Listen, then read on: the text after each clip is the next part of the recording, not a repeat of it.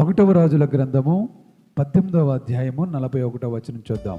పిమ్మట ఏలియా విస్తారమైన వర్షము వచ్చినట్లుగా నీవు పోయి భోజనము చేయమని ఆహాబుతో చెప్పగా, ఆహాబు భోజనము చేయబోయేను గాని ఏలియా కర్మేలు పర్వతం మీదకు పోయి నేల మీద పడి ముఖము మోకాళ్ళ మధ్య ఉంచుకొనెను. ఏలియా ప్రవక్త కర్మేలు పర్వతం మీద నేల మీద పడి తన తల మోకాళ్ళ మధ్యలో పెడను అని ఉంది అక్కడ. ఎందుకున్నాడు? వర్షం రావాలని ప్రార్థన చేస్తూ ఉన్నాడు. ఎందుకు వర్షం రావాలని ప్రార్థన చేస్తున్నాడు? అప్పటికి 3.5 సంవత్సరాల నుండి వర్షము లేదు. 3.5 సంవత్సరాల నుండి వర్షము లేని కారణం చేత ఆ దేశమంతా కూడా పరిస్థితి అంతా అధ్వాన్నంగా మారిపోయింది. ఏ విధమైనటువంటి క్షేమస్థితి అక్కడ లేదు. త్రాగడానికి మంచినీళ్ళు లేవు, వ్యవసాయానికి నీరు లేదు, పశువులకి నీరు లేదు. నీరు లేని కారణం చేత పశువులకు గడ్డి కూడా లేదు. మనుషులు నీరు లేక చనిపోతున్నారు. మంచు కూడా పడవటం లేదు. మంచు కానీ వర్షం కానీ 3.5 సంవత్సరాలు పడలేదు. పరిస్థితి ఎలాగుంటుందో ఒక్కసారి ఆలోచన చేయండి.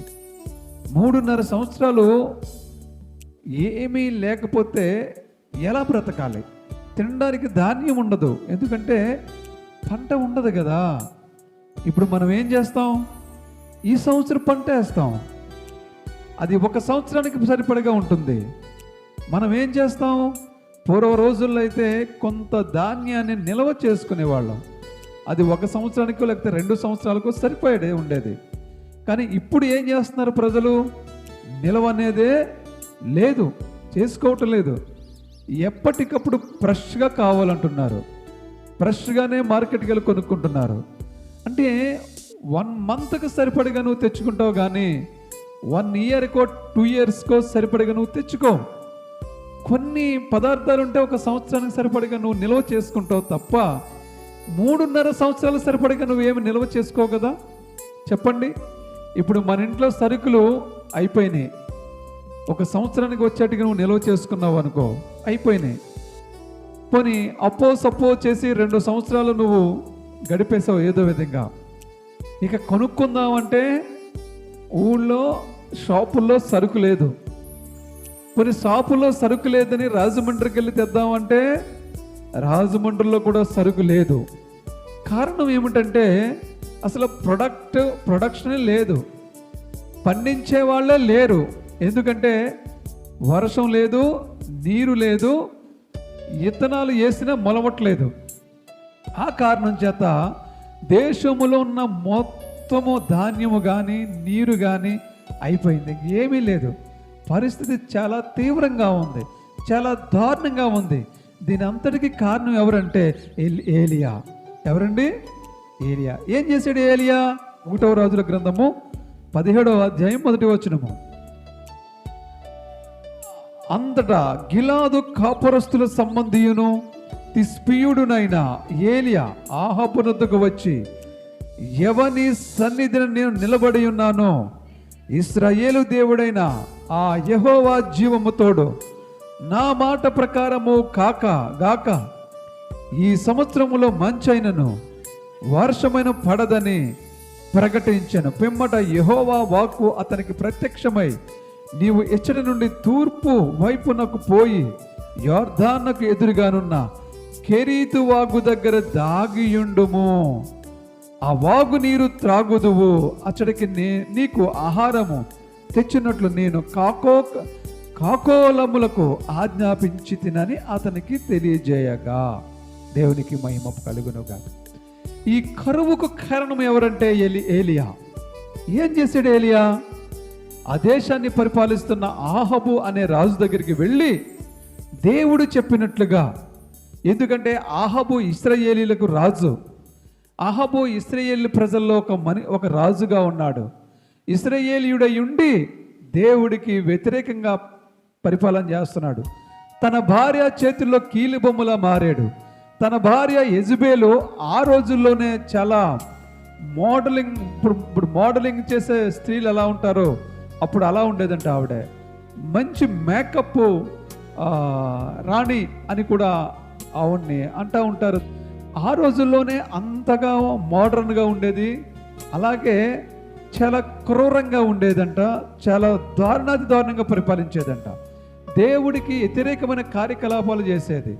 ఆ కారణం చేత దేవుడు ఏం చేస్తున్నాడంటే ఆహాబు దగ్గరికి ఏలీయాను పంపించి, ప్రవక్తను పంపించి, నేను ఎవని సన్నిధిని నేను నిలుచున్నానో ఇశ్రాయేలు దేవుడైన ఆ యెహోవా జీవము తోడు. ఎంత పర్ఫెక్ట్గా చెప్తున్నాడంటే, ఎంత కాన్ఫిడెంట్గా చెప్తున్నాడంటే, నేను నిలబడి ఉన్న నా యేసయ్య, నా దేవుడైనటువంటి యెహోవా జీవము తోడు, ఈ సంవత్సరములో మంచు గాని వర్షము గాని పడనే పడదని ప్రకటించాడు. ఆయన చెప్పిన మాట ప్రకారంగా మంచు ఆగిపోయింది, వర్షం ఆగిపోయింది. వర్షం లేదు, మంచు లేదు. ఇప్పట్లాగా అప్పుడు బోరులు లేవు, చెరువులు ఉండేవి. చెరువులు నిండాలంటే వర్షం కావాలి. వర్షం పడకపోతే భూగర్భ జలాలు అడుగంటికి పోతాయి. భూగర్భ జలాలు అడుగంటికి పోయి బోర్లు వేసిన నీరు రాదు. బోర్లు వేసిన నీరు రాదు. ఎందుకంటే వర్షం పడకపోతే నీ భూమిలో ఉన్న నీరు శాతం తగ్గిపోద్ది. కాబట్టి ఇంకా కిందకి వెళ్ళిపోద్ది, నీరు బాగా అడుగుకి వెళ్ళిపోద్ది. ఇప్పుడు మనం బావులు ఉంటాయి, నూతులు ఉంటాయి కదా, చూడండి. వర్షాకాలం వస్తే ఎలా ఉంటుంది? వర్షాకాలం వస్తే ఎలా ఉంటుంది? నూతి నిండా నీరుంటాయి. అదే వేసవకాలం వస్తే బాగా కిందకి వెళ్ళిపోతాయి. కాబట్టి భూగర్భ జలాలు అంతరించిపోయి అడుగడుగుకి వెళ్ళిపోతాయి. 3.5 సంవత్సరాల వర్షం లేకపోతే మరీ విపరీతంగా వెళ్ళిపోతాయి. ఆ కారణం చేత పరిస్థితులు తీవ్రంగా ఉన్నాయి. మరి ఇప్పుడు రాజు 3.5 సంవత్సరాలు అయిపోయిన తర్వాత ఇప్పుడు ఏలి ఎక్కడ ఉన్నాడో నిలుగుతున్నాడు. ఎందుకంటే ఎవరైతే ఆకాశం మూసారో వాళ్ళే మూత తీయాలి, లేకపోతే ఎవరి వల్ల కాదు. దేవుడు తాళం వేస్తే ఎవరైనా తీయగలరా? దేవుడు మూసేస్తే ఎవరైనా తీయగలరా? దేవుడు తీస్తే ఎవరైనా మూయగలరా? చెప్పండి అందరు కూడా. నీ జీవితంలో, నా జీవితంలో, ఎవరి జీవితంలోనైనా ఒక్కసారి దేవుడు ద్వారాలు తెరిస్తే, అది ఆశీర్వాదమైనవండి, ఆరోగ్యమైనవండి, లేకపోతే ఏ రకమైనటువంటి ద్వారం దేవుడు తెరిచినా దాన్ని ముయ్యడం ఎవరి సాధ్యం కాదు. ఈరోజు నువ్వు ఎలాంటి ద్వారం కావాలని ఆశపడుతూ ఉన్నావో, ఎలాంటి ద్వారం నువ్వు ఓపెన్ అవ్వాలని ఎదురు చూస్తున్నావో, ఒకవేళ నీ ద్వారాలు మూసిపోయి ఉన్నాయేమో, దేవుడు అద్భుతం చేయబోతూ ఉన్నాడు. ద్వారాలు తెరవబోతూ ఉన్నాడు. ఆమేన్ చెప్దాం. హల్లెలూయా. దేవుడు ద్వారం తెరిస్తే ఎవ్వడు కూడా దాన్ని మూయలేడు. దేవుడు మూసేస్తే ఎవరు దాన్ని తెరవలేడు. దేవునికి స్తోత్రం. కాబట్టి దేవుడు తెరుస్తాడు. ఈరోజు దేవుడు మన జీవితాల్లో అనేక అద్భుతాలు జరగడానికి దేవుడు ద్వారాలు తెరవబోతూ ఉన్నాడు. ఆమేన్ చెప్దాం. హల్లెలూయా. చూడండి, దేవుడు ఆకాశాన్ని మూసేసాడు, వర్షం మంచు రావట్లేదు. కనుక ఏలియా కోసం నిలుగుతూ ఉన్నాడు. ఎవరు నిలుగుతూ ఉన్నాడు? ఎవరు నిలుగుతూ ఉన్నాడు? ఆహాబు నిలుగుతూ ఉన్నాడు. ఈ ఏలియా అంటున్నాడు ఆహాబుతోను, నువ్వు వెళ్ళు, నీ రథం ఎక్కి నువ్వు ఇంటికి వెళ్ళిపో, భోంచేయి, ఈ లోపుగానే అద్భుతమైన వర్షము వచ్చేస్తుంది అంటున్నాడు. అప్పటికి 3.5 సంవత్సరాల నుండి వర్షం లేదు. కానీ ఏలియా అంటున్నాడు వర్షం వస్తుంది, ఎల్లు అని ఆహాబుతో చెప్తున్నాడు. చెప్తే ఆహాబు రథం వేసుకుని వెళ్ళిపోతున్నాడు. వర్షం వస్తుందని తీరా ఆహాబు రాజుతో ఏలియా చెప్పేశాడు. మరి ఏం చేయాలి ఇప్పుడు? ఏలియా వర్షం రావాలంటే ప్రార్థన చేయాలి. ప్రార్థన చేయడానికి కర్మేలు పర్వతం ఎక్కి తను నేల మీద పడి తన మోకాళ్ళ మధ్యలో తల ఉంచుకొనేను అని రాయబడి ఉంది. అక్కడ ప్రార్థన చేసినట్లుగా రాయబడలేదు, అక్కడ తల ఉంచుకొనేను అని రాయబడి ఉంది. అయితే ప్రార్థన చేసినను ఎక్కడ రాయబడి ఉందంటే యాకోబు పత్రిక 5వ అధ్యాయం 17వ వచనము. ఏలియా మన వంటి స్వభావము గల మనుష్యుడే, వర్షింపకుండానట్లు అతడు ఆసక్తితో ప్రార్థన చేయగా, చూడండి, ఆసక్తితో ప్రార్థన చేయగా 3.5 సంవత్సరంలో భూమి మీద వర్షంపలేదు. అతడు మరలా ప్రార్థన చేయగా ఆకాశము వర్షం ఇచ్చిన, భూమి తన ఫలమునిచ్చెను. ఇక్కడ వ్రాయబడి ఉంది ఏలియా ప్రార్థన చేస్తున్నాడు అని. కానీ 1వ రాజుల గ్రంథంలో 18వ అధ్యాయము 41వ వచనంలో అయితే ఏలియా మోకాళ్ళ మధ్యలో తన ముఖం పెట్టుకుని ఉండెను, నేల మీద పడి అని రాయబడి ఉంది. అంటే దాని అర్థం ప్రార్థన చేస్తున్నాడు అని అర్థం. మోకాళ్ళ మీద తన తల పెట్టుకుని ప్రార్థన చేస్తున్నాడు. దానికి ఆన్సరే యాకోబు పత్రికలో 5వ అధ్యాయం 17వ వచనంలో. అంటే ఇప్పుడు ఏలియా పర్వతం మీద, కర్మేలు పర్వతం మీదకు పోయి ఏం చేస్తున్నాడమ్మా? ప్రార్థన చేస్తున్నాడు. ఎందుకు? అందరూ చెప్పాలి, ఎందుకు చేస్తున్నాడు? వర్షము రావాలని. ఎందుకు వర్షం రావాలంటే 3.5 సంవత్సరాల క్రిందట తనే ప్రకటించాడు, నా దేవుడు జీవముతోడు వర్షం కానీ మంచు కానీ పడదని. 3.5 సంవత్సరాలు వర్షం రాలేదు, మంచు రాలేదు, దేశం అల్లాకొల్లం అయిపోయింది. 3.5 సంవత్సరాల తర్వాత మళ్ళా రాజుకి మాట ఇచ్చాడు, వెళ్ళు, నువ్వు ఇంటికి వెళ్ళి భోజనం చేసే లోపల పెద్ద వర్షం వచ్చేస్తుందని చెప్పాడు. కానీ అప్పటికి 3.5 సంవత్సరాలుగా వర్షం లేని కారణంగా అసలు వాతావరణంలో మబ్బు కానీ మేఘము కానీ ఏ విధమైనటువంటి సందర్భం అక్కడ లేదు. లేని కారణం చేత మాట అయితే ఇచ్చాడు, కానీ వర్షం రావాలంటే ఏం చేయాలంటే ప్రార్థన చేయాలి. వెళ్ళాడు, కర్మేలు పర్వతం మీదకి ప్రార్థన చేస్తున్నాడు. కొంతసేపు ప్రార్థన చేసి తన దాసుని పిలిచాడు. పిలిచి చూడమన్నాడు, ఏమైనా మబ్బు పట్టిందేమో చూడమన్నాడు. దాసుడు వెళ్ళాడు, చూశాడు. చూసి పరుగున వచ్చి, అయ్యా, ఏ మాత్రం కూడా మబ్బు పట్టలేదు, వర్షము రాలేదు. సరే అని మరలా 2వసారి ప్రార్థనలోకి వెళ్ళిపోయాడు ఏలియా. 2వసారి ప్రార్థన ముగించి తన దాసుని పిలిచి, అలా సముద్రం వైపు చూడు, ఇప్పుడు మబ్బు ఏమైనా వేస్తుందేమో అన్నాడు. చూశాడు. తన దాసుడు వచ్చి చెప్పాడు, అయ్యా, వర్షం సందర్భం అసలు ఏ కోసన్నా కూడా వర్షం వచ్చే పరిస్థితులే కనిపించట్లేదన్నాడు. సరే 3వసారి ఏలియా మళ్ళా ప్రార్థనలోకి వెళ్ళిపోయాడు. 3వసారి ఏలియా ప్రార్థన చేస్తూ ఉన్నాడు. 3వసారి ప్రార్థన చేసి, బలమైన ప్రార్థన చేసి తన దాసుని పిలిచాడు. తన దాసుని పిలిచి, ఇప్పుడు వెళ్ళి చూడు, మబ్బు ఏమైనా పట్టిందేమో, వర్షం వచ్చే సూచనలు ఏమైనా ఉన్నాయేమో చూడమన్నాడు. చూసి 3వసారి వెళ్ళాడు. చూశాడు. దాసుడు పరుగున వచ్చి, అయ్యా, ఏ మాత్రం కూడా వర్షం వచ్చే సూచనలు కనిపించట్లేదని చెప్పాడు. సరే అని చెప్పి 4వసారి మళ్ళా ఏలియా ఏ మాత్రం కూడా నిరుత్సాహపడకుండా, ఏ మాత్రం కూడా ఇసుగు చెందకుండా, ఏ మాత్రం కూడా ఆందోళన చెందకుండా, అవిశ్వాసానికి గురవకుండా 4వసారి మరలా ప్రార్థనలోనికి వెళ్ళిపోయాడు. 4వసారి ప్రార్థన చేశాడు. ఈసారి దాసుని పిలిచాడు, ఇప్పుడు వెళ్ళు, వర్షం వస్తుంది చూడెళ్ళన్నాడు. దాసుడు పరుగున వెళ్ళి చూశాడు. ఎక్కడ ఒక్క చినుకు కూడా వర్షం పడలేదు. వచ్చాడు, అయ్యా, 4వసారి కూడా వర్షం పడలేదని చెప్పాడు. సరే అని చెప్పి మరలా 5వసారి ఏలియా ప్రార్థనలోనికి వెళ్ళిపోయాడు. 5వసారి ప్రార్థనలోకి వెళ్ళి ప్రార్థన ముగించుకుని ఆ తర్వాత తన దాసుని పిలిచి, ఇప్పుడు వెళ్ళి చూడు, వర్షం పడుతుందేమో అన్నాడు. చూశాడు. 5వసారి కూడా వర్షము పడలేదు. 6వసారి ప్రార్థనలోకి వెళ్ళిపోయాడు. 6వసారి కూడా ప్రార్థనలోకి వెళ్ళిపోయి 6వసారి ప్రార్థన చేసి ఏలియా ఈసారి దాసుని పిలిచి, దాసుడా, ఈసారి చూడు, అద్భుతమైన వర్షం పడుతుంది, ఎల్లో. 6 సార్లు ప్రార్థన చేశాడు. ఎందుకంటే అహాబుకి మాట ఇచ్చేశాడు, నువ్వు ఇంటికి వెళ్ళే లోపల, నువ్వు భోజనం చేసే లోపల ఏమైపోతుంది, వర్షం పడుతుందని చెప్పాడు. కానీ ఇక్కడ వర్షం పడే సూచనలే కనిపించట్లేదు. వెళ్ళమన్నాడు. 6వసారి చూశాడు. దాసుడు చూశాడు. ఎక్కడ మబ్బు కానీ మేఘము కానీ వర్షపు చుక్క కానీ ఎక్కడ కూడా పడట్లేదు. 6వసారి మళ్ళా ఏలే దగ్గరికి దాసుడు చెప్పాడు, అయ్యా, వర్షం ఎక్కడ కూడా పడట్లేదు, ఎక్కడ మబ్బు పడట్లేదు, మబ్బు పట్టట్లేదు, వర్షం వచ్చే సూచన లేదన్నాడు. అయితే ఏలియా ఇసుగు చెందలేదు, భయపడలేదు, అవిశ్వాసానికి గురి కాలేదు, ఆందోళన చెందలేదు, దేవుణ్ణి సణుక్కోలేదు. దేవుడి మీద అత్యాశక్తితో మరింత విశ్వాసముతో 7వసారి ప్రార్థన చేశాడు. 7వసారి ఏలియా ప్రార్థన చేసి 7వసారి ఏలియా ప్రార్థన ముగించుకుని అప్పుడు తన దాసుడిని పిలిచి, ఇప్పుడు వెళ్ళి చూడు, వర్షం వస్తుందని చెప్పాడు.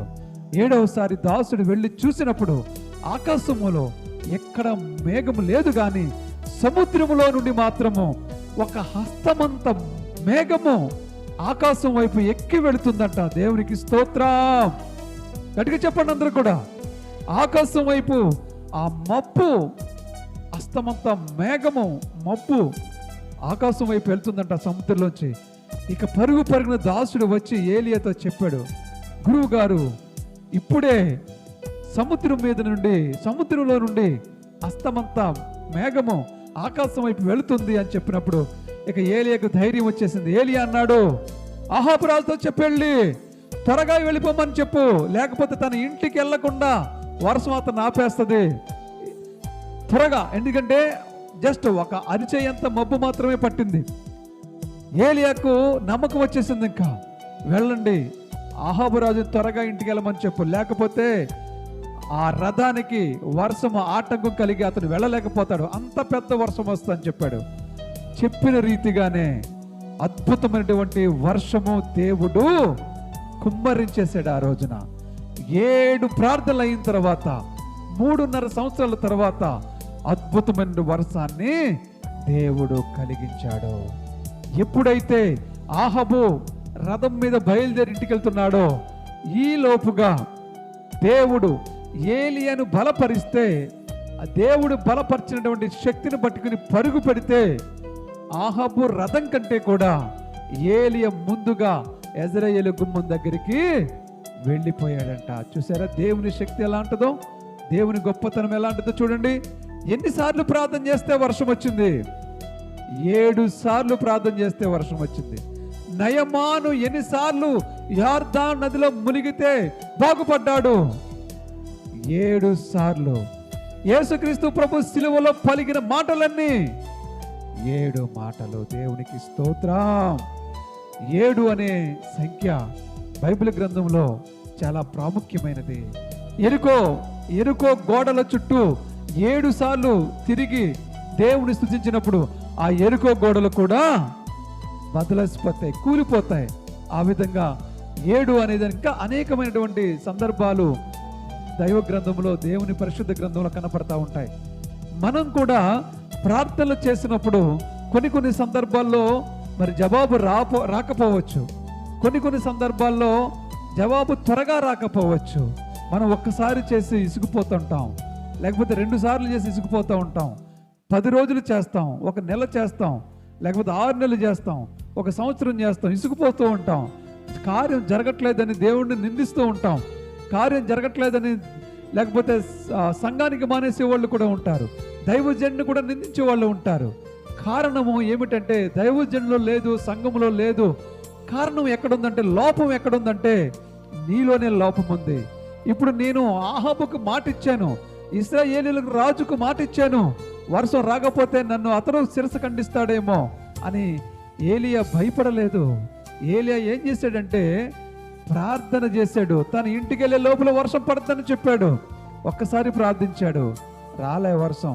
2 సార్లు ప్రార్థించాడు, ఇసుకు చెందలేదు. 3 సార్లు ప్రార్థించాడు, ఆందోళన చెందలేదు. 4 సార్లు, 5 సార్లు, 6 సార్లు, 7 సార్లు ప్రార్థిస్తే అద్భుతంగా దేవుడు కార్యం చేశాడు. ఈ రోజున మనం కూడా మన జీవితాల్లో కూడా ఏవైనా సమస్యలు ఉన్నప్పుడు, ఏదైనా ప్రార్థనకు జవాబు రానప్పుడు 1 సారి, 2 సార్లు, 3 సార్లతోటి వదిలేయకూడదు. అది నువ్వు దేవుడు కార్యం చేసేంత వరకు కూడా నువ్వు ప్రార్థన చేస్తే దేవుడు నీ జీవితంలో అద్భుతాన్ని చేస్తాడు. చూడండి, 3.5 సంవత్సరాలు వర్షం లేకపోయినప్పుడు వాళ్ళు ఏమాత్రం కూడా ఈ ధాన్యాన్ని కానీ ఏమీ కానీ నిల్వ చేసుకుని ఉండుండ్రు. ఒకవేళ నిల్వ చేసుకున్నా 3.5 సంవత్సరాలు సరిపోయి ఉండదేమో. ఇప్పుడు మనం కూడా ఈ రోజుల్లో ఏం చేస్తూ ఉంటాం అంటే ముందు చూపు అనేది ఉండదు. మనకు కూడా ఏం చేస్తాం, ఇది మనకు ఒక పాఠంగా నేర్చుకోవాలి. మనకి ముందు చూపు ఉండదు అసలు. ఏమాత్రం కూడా మనం రేపేం జరుగుతుంది అనే దాన్ని ఆలోచన చెయ్యం. ఈరోజు ఏంటి, ఇప్పుడేంటి అన్నట్లుగానే చూస్తూ ఉంటాం మనం. కాబట్టి మనము రేపటికి గురించి కూడా ఆలోచించాలి, ముందు చూపుకు ఆలోచన చేయాలి. రేపేం జరగబోతుంది అనే దానికోసం ఇప్పుడు మనం ప్రణాళికలు రచించాలి. ఇప్పుడే మనం దానికోసము ప్లాన్ చేసుకోవాలి, డిజైన్ చేసుకోవాలి. చీమలు చూడండి, దేవుడు చెప్తున్నాడు, సోమరి సీమల యొద్దకు వెళ్ళుమన్నాడు. సామెతల గ్రంథము చూద్దాం. సామెతల గ్రంథము 6వ అధ్యాయము 6వ వచనము. సోమరి సీమల యొద్దకు వెళ్ళుము, వాటి నడతలు కనిపెట్టి జ్ఞానము తెచ్చుకునుము, వాటికి న్యాయాధిపతి లేకుండాను.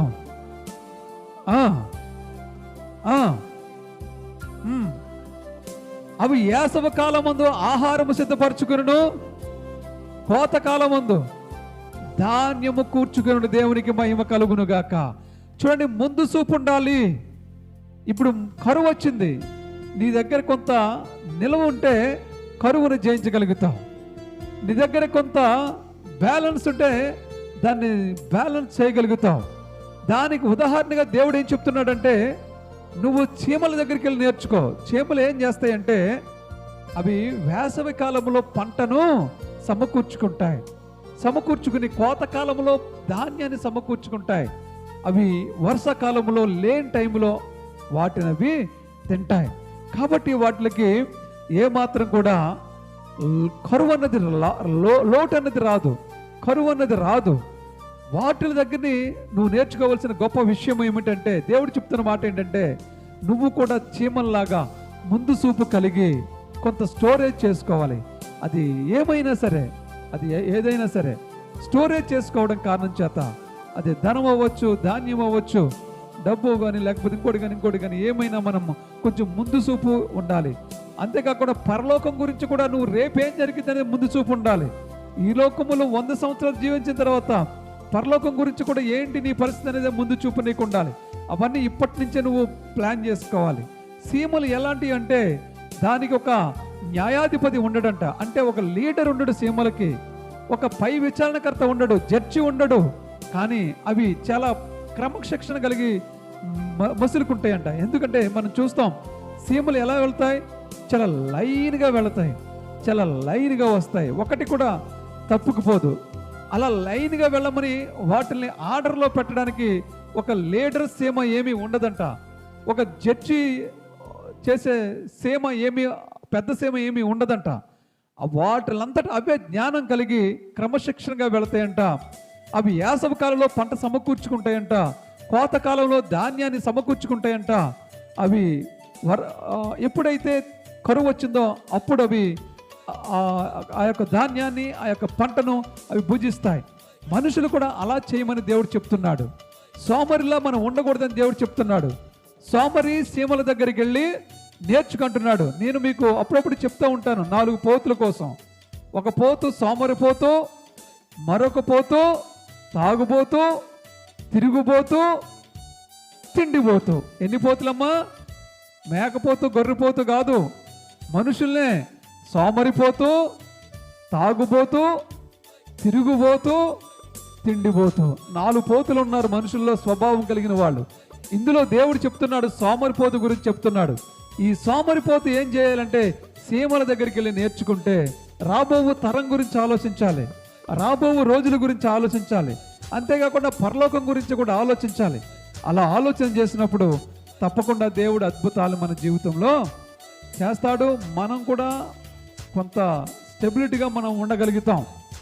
ప్రతిదీ కూడా దేవుడు చెప్తాడు కదా, లెక్క చూసుకోమంటాడు.